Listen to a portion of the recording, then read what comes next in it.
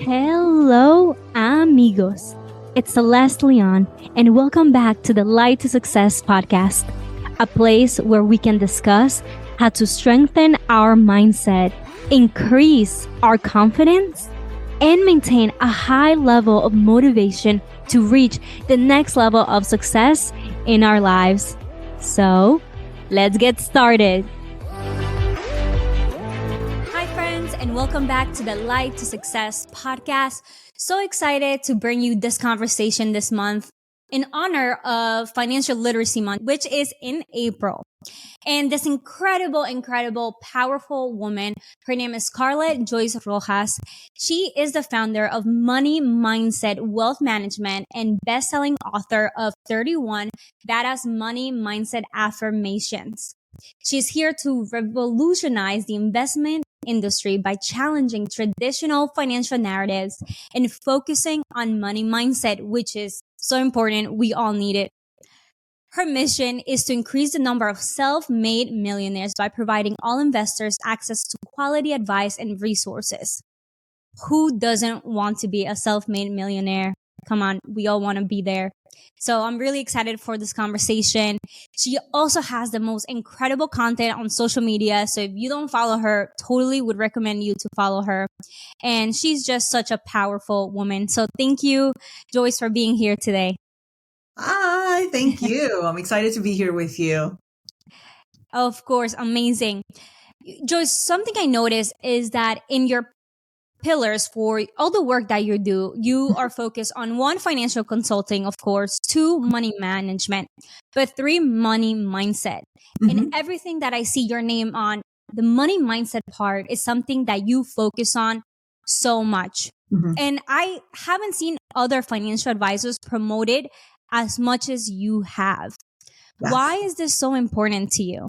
I think it's really important, especially as a brown person, right? I'm a Latina. And so I know that our parents, at least my parents, didn't know anything about investing.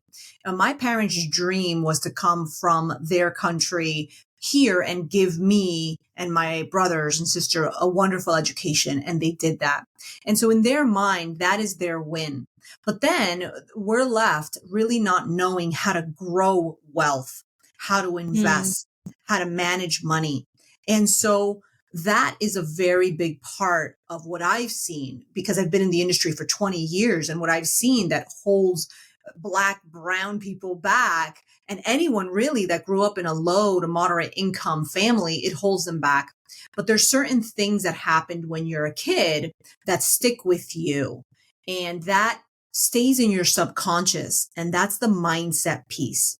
And that's what I focused on in my world, in my company, is not only giving you an investment strategy, because you can Google that, but really working with you to figure out what's holding you back that you don't even know is holding you back. Oof, that is so powerful. And I can personally relate to your story. I'm Latina too. I know some of the patterns that our culture faces, and I love to think of people like you and I as the generational breakers, right? The ones that are going one step further. And I love to see your story because you are just such a beautiful example of that. And now you're helping others do the same. Yes, so how did you, I'm sorry, go ahead, Joyce. No, thank you. I said thank you. So how did you, Joyce, transform that scarcity mindset? Because most people would stay where they are, right? Would stay comfortable. Why question the status quo? So what did that look like for you? I think for me, one of the things that happened to me that really just rocked my world was a car accident.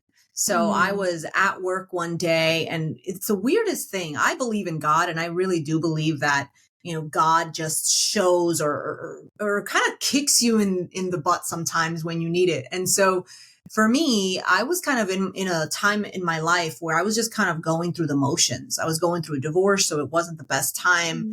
It was during the recession back in 2008 timeframe. And so I was working in the banking industry. And I remember I go to work, and all of a sudden the electricity shuts off. It never happened before. And so I'm like, okay, that's weird. So I end up walking across the street to get a cup of coffee. And on my way there, I get hit by a pickup truck. It was Oh my like, God. I don't know where that came from, but for me, that was my wake up call. At that very moment, I could have died. And the fact that I was still alive gave me this desire to change my life. And I knew that if I was going through the motions in my life, which I had a pretty good life, then other people were doing the same thing. And it's at that moment that I really realized, you know what? I decide to change my life. I'm the one that's in control. It's not the outside factors. And I think a lot of people are under this spell that they Mm, think that there's other things controlling their life, or they think that they have all the time left in their life, and you don't know when you're going to go. And if you are giving control to outside factors, you're missing the point. You're missing your power. yeah, absolutely. Wow. Oh my God. That is such a crazy story. I'm happy to see you doing so well today. Did you have to be hospitalized from that? What were some of the. Yes, actually, yes, I did.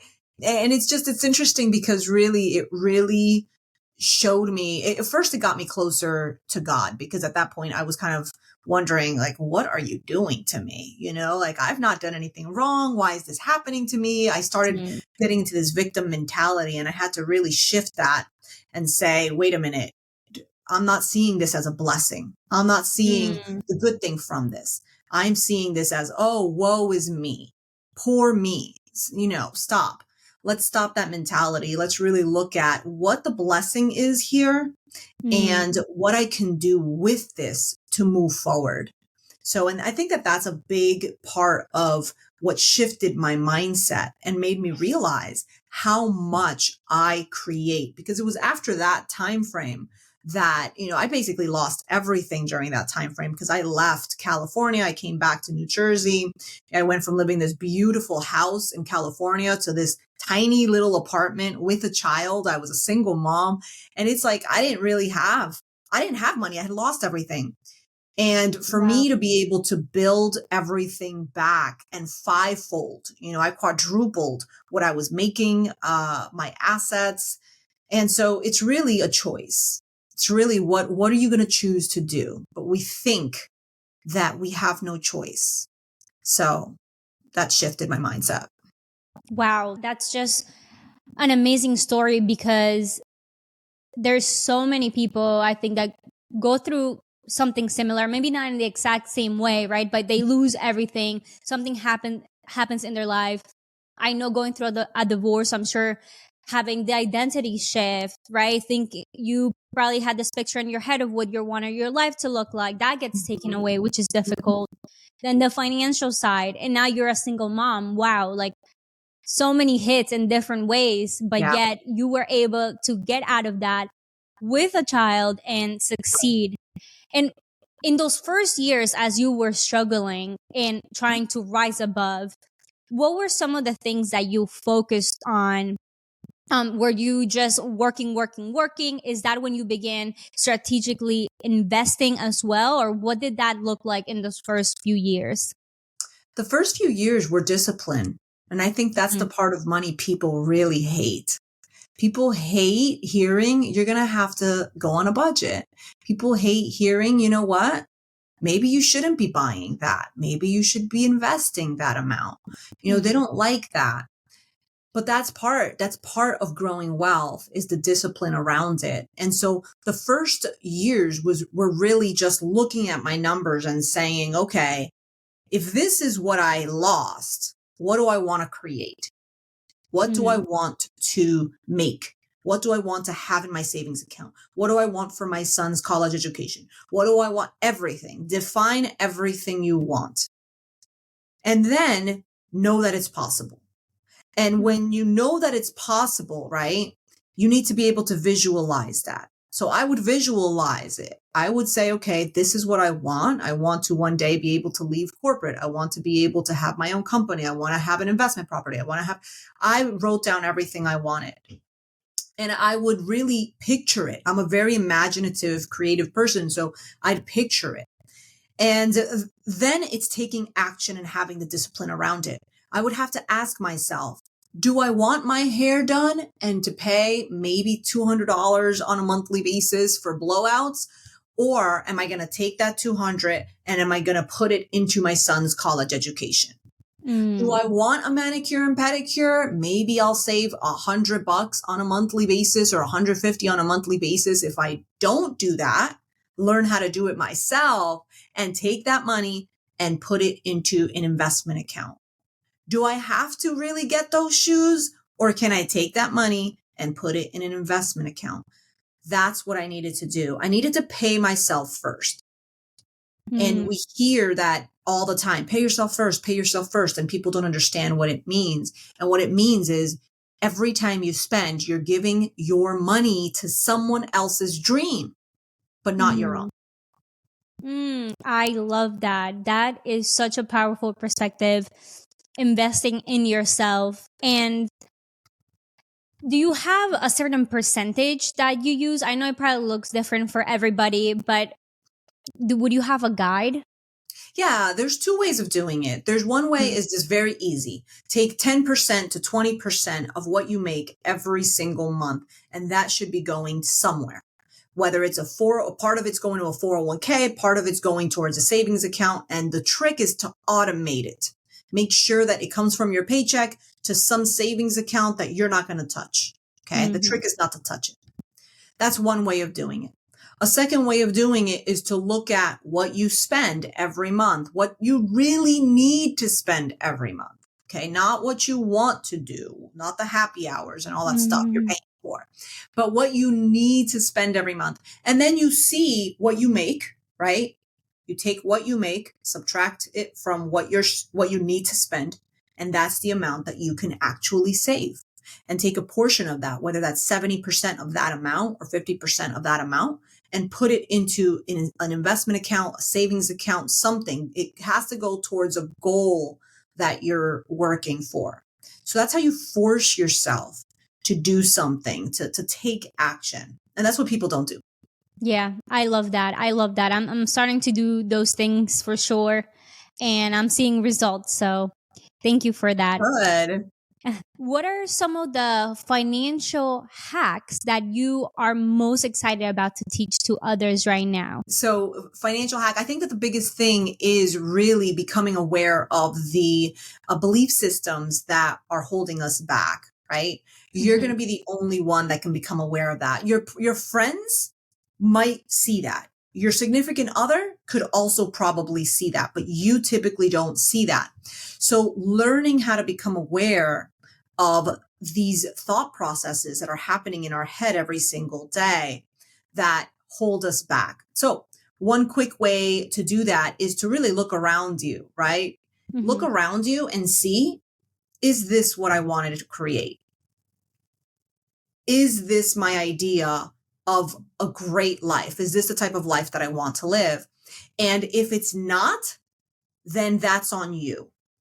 You are not doing something that you could be doing. Your mind will give you what you're capable of. Whatever your dream is, whatever you had this vision of like, oh, I want to live here, or I want this, or I want to do these things, or I want to go here. That's just your soul telling you what's possible. It's not an imagination. It's your soul telling you that is possible. And if you're not creating that, you have to really look inside and say, what's holding me back from creating that? Is it my habits? So the actions I'm taking. Is it my belief system? Is it the energy I'm bringing to my money life? Is it me not taking care of my numbers, the knowledge I have around my numbers? So those are the things that can hold you back. I love that. I love that. That's so powerful. And that is something that I'm continuously working on myself, because I realize as I make more money, as my dreams get bigger, right? As we get older, I feel like I'm checking off these boxes. Things are going well. I also find myself in new situations where I need to continue to unlock that scarcity or that mindset that you're talking about. And one of your favorite money affirmations that I saw from your website that says, every financial decisions I make multiplies my income. That's so powerful because at times when I was reflecting on myself, perhaps I don't necessarily embrace that for every single decision that I make. And that would be so powerful to begin really embodying that in every single way possible. Can we break this down on more of a subconscious level on why maybe we are not? Why we're not, well, I'm sorry. Why we're There was a not piece that, making every decision that we make helping us multiply our income as we go on and go on and go on. So we're self-sabotaging, right? And yeah, sometimes we're conscious. Sometimes maybe we're not even conscious that we're doing it. So yeah. if we break this down on a more subconscious level, Mhm. how would you describe that and how would you really get in there? Okay. So I think first let's start off with why affirmations work, right? Mm-hmm. So let's look at the science behind it because sometimes people are like, oh, I'm just lying to myself by telling me every financial decision I make multiplies my income. That's not true. I don't feel that that's true. Mm-hmm. What the way affirmations work is that it's supposed to challenge your mind. Your mind is accustomed to certain habits. Your brain likes shortcuts. It loves a shortcut. And so once it gets used to a shortcut, it takes that shortcut constantly every single day. Mm-hmm. So because it's taking that shortcut every single day, then your brain's going to automatically go to that thought pattern. What's happening is that we automatically do things and go to thought patterns that we are accustomed to. So affirmations shift that pattern because it's challenging that thought process. So by you, let's say you're a spender and you know that the decisions that you make are typically not the best, right? And so now you start saying to yourself every day, every financial decision I make multiplies my income. Every financial decision I make multiplies my income. At first, it's going to feel very uncomfortable. But because you are putting that into your mind is now looking for ways to make that true. So Mm-hmm. then you go out on your day and then you go to Starbucks and you buy your, $7 latte.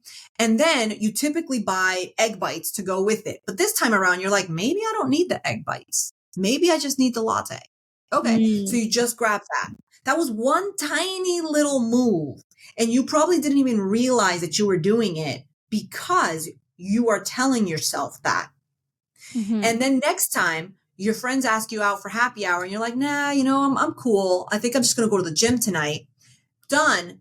You didn't realize that the reason that you made that decision is because you are now programming your mind to be better at financial decisions. When we tell our mind these new things, we are programming it. It's the same exact way you program a baby. When with my son, I basically programmed him. I said, you are here for a purpose. You are here because God wanted you to be here. You truly are unique, right? You're programming. And that's what you're doing with yourself and your mind. And so that's the subconscious piece of it. That's there's science behind an affirmation. It's not like, oh, you're just lying to yourself. No, you're actually shifting the wiring in your mind. So hopefully that answered your question. Yeah, no, absolutely. I love that. I love that explanation. That's so powerful. And it's a perfect way to share that Joyce has an amazing money mindset book that can help you with all these different shifts because even that one affirmation, it's something that I need to repeat to myself every day to make sure that it becomes true, like you said, and we can reprogram ourselves because especially in this American society, let me know if you agree, Joyce, we are encouraged to become hardcore spenders. Every Yeah. day we have ads coming at us. You're not good enough if you don't have this item. You're not good enough if you haven't bought these leggings. You're not good enough if you're not here, there, whatever it may be. So it does take discipline to say no. Because I think our most automatic response is going to be, yes, I want it. I want to buy it right now. And a trick that I started to do, for instance, from a lot of the websites I buy, I removed my automatic payment so that if I want to buy something and, my automatic senses are just like, okay, go buy it. No, I actually have to manually put my credit card. So it gives me more time to think, wait, do I really need this? Or am I just buying this because I'm being sold to Mhm. or do I genuinely need this? And then it allows me to make those better financial decisions. So that is powerful. And where can people find your book? Amazon. So easiest way to find it. Here's the book, 31 Badass Money Mindset Affirmations. And you find it on Amazon. It really is not just something you read. It gives you exercises to do so that way you see your numbers on paper. I ask you questions that will kind of just dive deep into your subconscious, and you'll be able to see certain things that you didn't realize before. So it's a very powerful book for your mind, but also goes into numbers. And of course, it gives you affirmations and the reasons behind them. I love that. That is amazing. And I believe it also has really powerful sections to do self-reflection, practice them, and realign on how those stories relate to your life, right? Yes, yes. And I want to give you another hack to piggyback off the one that you just said, right? When you're looking to buy something, that's a wonderful hack. Just take your credit card information off. The other thing also is to just give yourself either 1 or 2 days a month where you can buy something.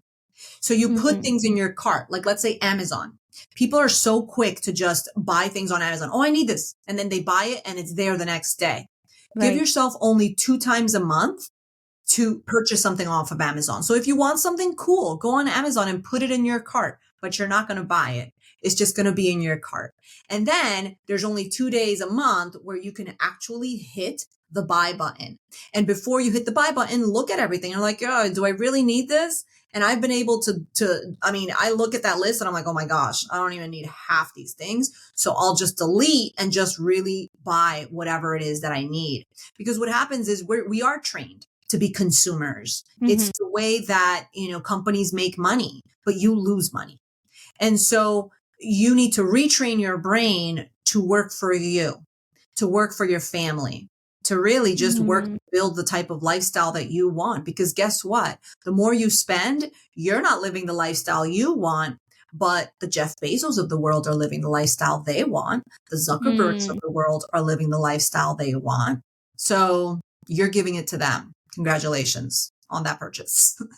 Right. Yes. I love that advice to have specific days of where you're purchasing things. You can still do it. And again, also gives you the extra time to reflect on, do I truly need it? Exactly. Right. Love that. Love that. And okay, this question may be a little bit controversial. Okay. So let me know. I love controversial, Celeste. I love controversial. We talked a little bit about divorce for a second. You shared that with us. What are your thoughts on prenups? I actually do believe in prenups. I think that they're very useful. And I'll tell you why. A lot of people are under the impression that if I do a prenup, that means I really don't love my partner.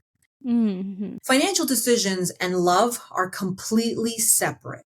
Okay. You can love somebody. And the fact that you choose to do a prenup actually shows that you're pretty mature in your love, because during a divorce, things get very emotional. And so instead of talking money during an emotional time, during a time that you should be saying, you know what, I thought this was going to work and unfortunately it didn't. And now we might have kids and let's think about what's best for the kids. Instead of talking about that, now you're thinking about assets. Now you're thinking about, how am I going to split this money? Is she going to want this? Is he going to want that? You know what? That's just a crappy way to do divorce. Instead, why don't you speak about it from the get-go so that when and if that happens, you're actually not having to go there, because that decision was made when you guys were in a very good place.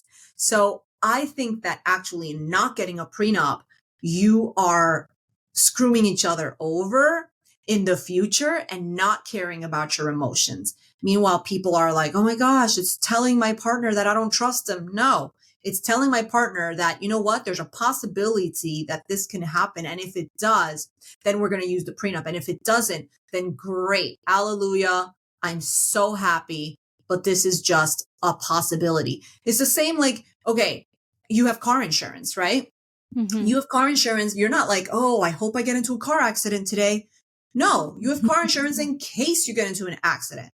So it's the same exact thing. Yeah, that makes a lot of sense. I think as someone who has never been married, right? I've been going back and forth on the subject. Should I get it? Is it, like you said, maybe it's associated with, oh, but that my partner's not going to think that I love them, Mhm. or whatever story we tell ourselves. But that analogy you just made with the insurance, it's settling in my mind more and more. Like perhaps it's not a bad decision. And ultimately, you want to make some type of arrangement that is fair, right? I think Mhm.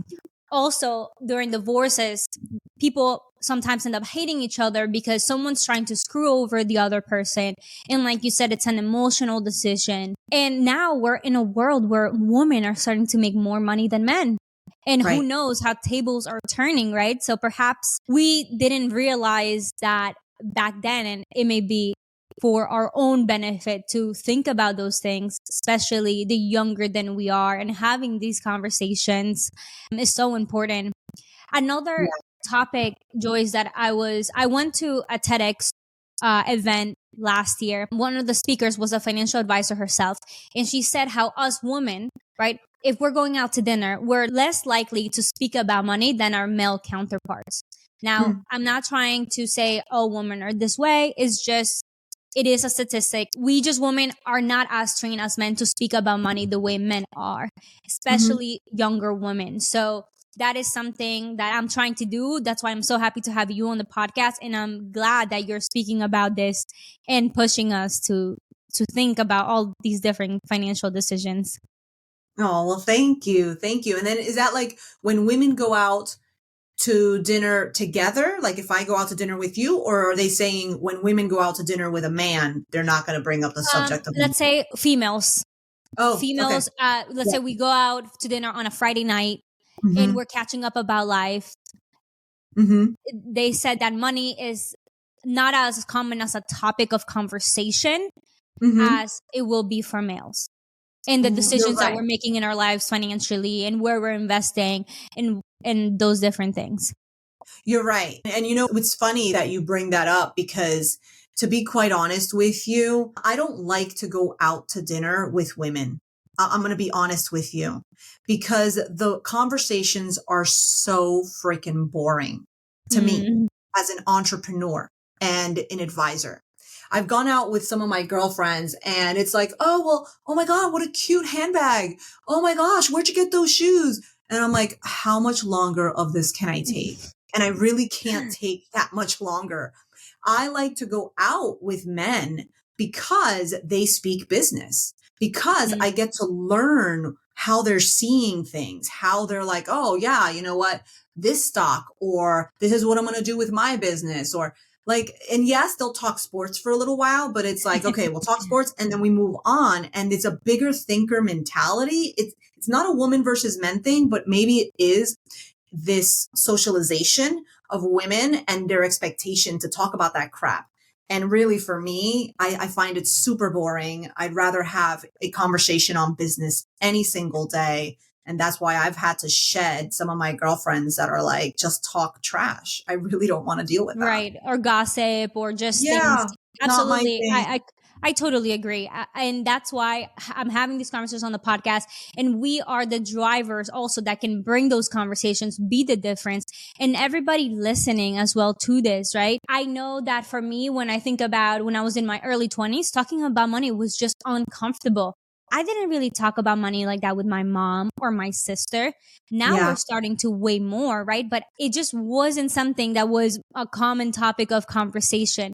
But again, that's the work that we need to do to change that right, narrative, right? Because we right, can't just say, sure, we can talk about our clothes for a little bit, but that can't be everything, right? Like you said, and being on top of our finances is part of being a powerful woman. It's part of taking control of where we want to go and hmm, sharing advice, resources. What are you doing? What am I doing? How can I do this better? Right. So I love that hmm, we're working to be exactly. the change, and our daughters and our granddaughters hopefully won't have this issue anymore. All right. This is going so good. Now let's dive into your corporate experience, because I know that for a long time you worked in Fortune 500 companies, you were in the banking and investment industry, and then you transition out to be, where you are today, full-time entrepreneur, having various investments, living the life that you envisioned. And my question for you Mhm. would be, if anybody listening right now is looking to make that jump, they have, sometimes it starts as a hobby or our side businesses that we're doing, and we see it long term. What should we do today to prepare for that jump in the best financial position possible? First is the financial plan. You definitely need a financial plan. And that's what I had to do. When I wanted to leave corporate, I needed to make sure that I was going to be able to pay the bills for at least 1 year to 2 years. So I Ooh, gave myself 2 years worth of expenses in a savings account. I saved for it. And I obviously was disciplined and also, I sacrificed. So there was trips I didn't go to. There was things I didn't buy myself because I knew what I was focusing on. And so then that's going to be first and foremost. What you want to do is you want to say, okay, look at your expenses and look at what it is that you need to live off of. Like, what is the amount that you need come hell or high water, right? mm-hmm. That's the amount that you want to be able to have in a savings account for probably a good year if you're going to start your own business, right? So if that business doesn't go well, you have a year to pay your bills. That's one thing.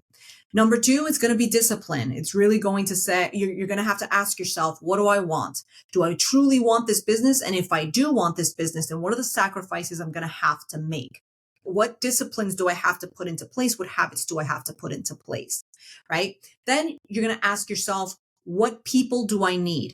Find people who've already done it so that you can get them as mentors. Even if they're like mentors that are on books, right? So like you get a book, you watch them, you follow them on social media. They're going to give you little gold nuggets of their thinking because it's the thinking that you want.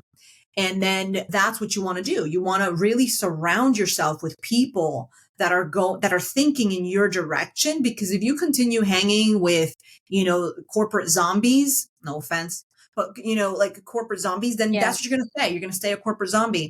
But if you don't want that, then you got to hang around different types of people.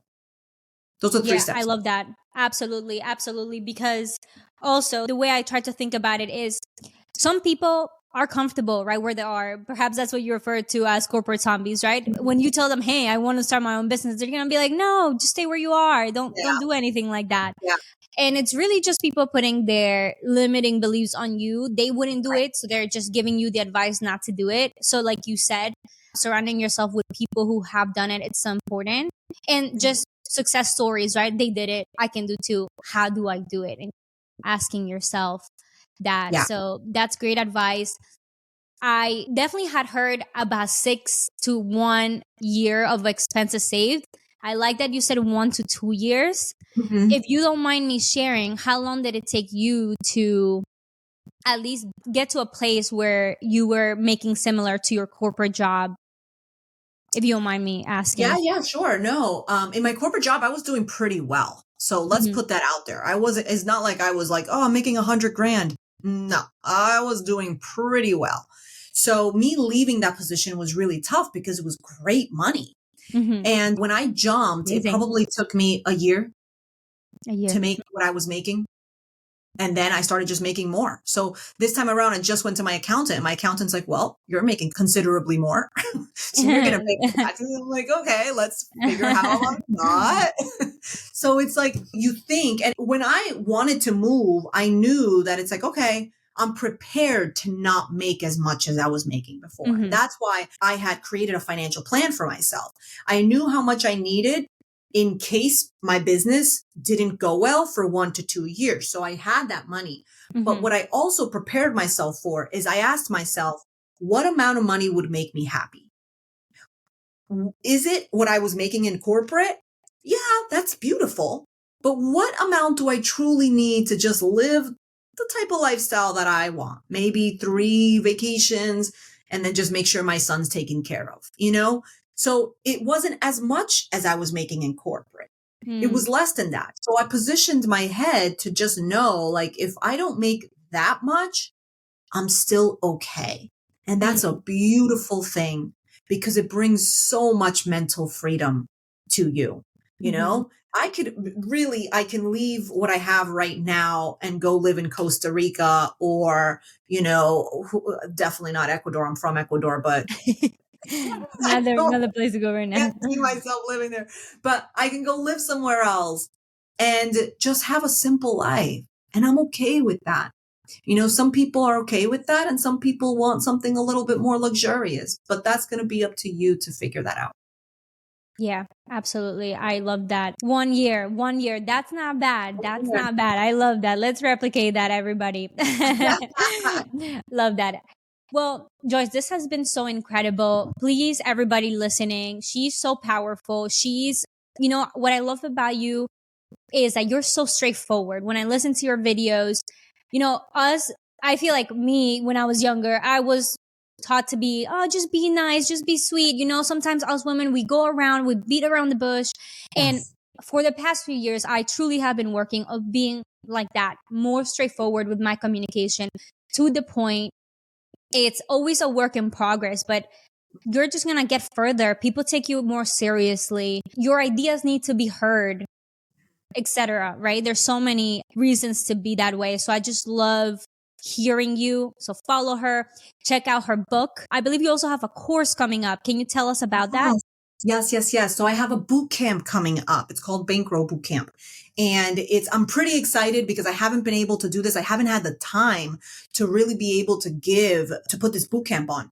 But we're having it. It's going to be the end of April, probably the beginning of May. We're actually targeting end of April. So that's going to come. And what that is a concentrated version of what I do with my clients when they work with me for 6 months. So we get in, and then this is only 6 weeks. So this is a boot camp.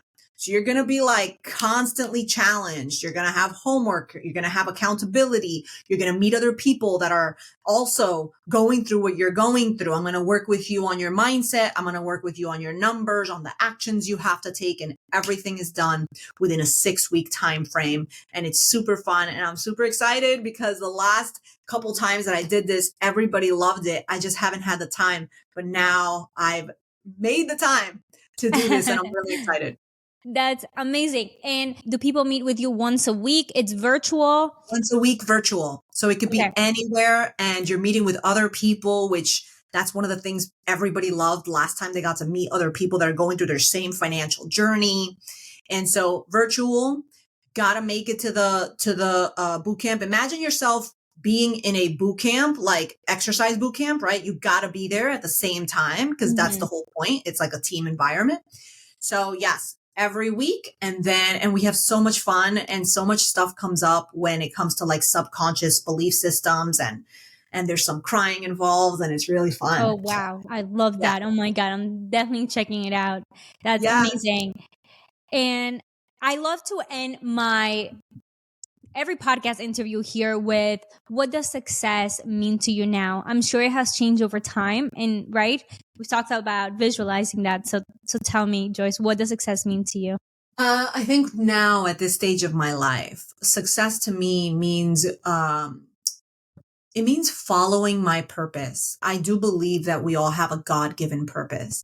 And that's what success is to me. It's being able to hear God's voice and know that I'm in the right direction, that I'm following the purpose that he has for me, and I'm helping other people follow their purpose. That is success to me. I've done so much to position my son in a good position, and now he's fine. And I know he's going to be fine, and it's a beautiful feeling. Aww. And so now, what's my contribution to the world? And so that's, to me, is success. If I can contribute to the world while living a wonderful life, while following my God-given purpose, that's success to me. That's beautiful. I love that. Love that. And it shines through you. I can see it. Thank you. Well, thank you so much, Joyce, for being with us today. This has been an incredible conversation filled with so many nuggets of wisdom. I really hope all of you listening today have gotten something powerful, you leave inspired.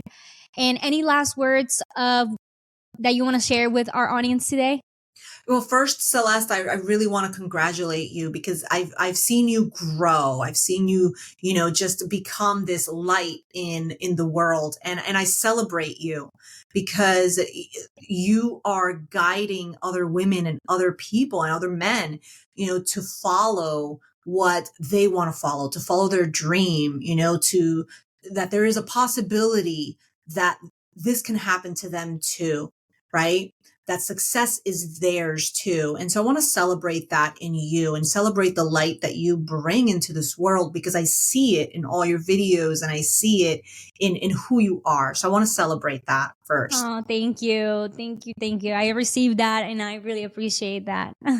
Of course. And I want to, just talk to everybody out there and just remind you that you are here for a reason. There's no mistake about it. Please don't think that, oh, this just happened to have happened. No, you are here for something and you know what it is. You know what it is. You've had that vision. You've had that picture in your head. You've had that told in your heart, but you're ignoring it. Or you're acting like, oh, that can't be me. That is you. And it's really about following it and taking just one little step to get there. That's all you need is one little step. You don't need to see the full map and road ahead, but that one step can lead you closer to who you were meant to be. So I just want to encourage you to move forward to that. Oh, beautiful. Beautifully said. That's going to be some great clips as well for our social media. Take that in, everybody, receive it, and go on with your beautiful day and accomplish beautiful things. Thank you all for being here, and until next time. You have just finished listening to this episode, and I hope you're feeling inspired, enlightened, and ready to take the next step to accomplish your goals. Make sure to check out the show notes for any information shared. And if this message impacted you, please share this wisdom with at least one person you care about, and let's grow this movement across the globe. Always remember that the light to success is you, my friend. Until next time.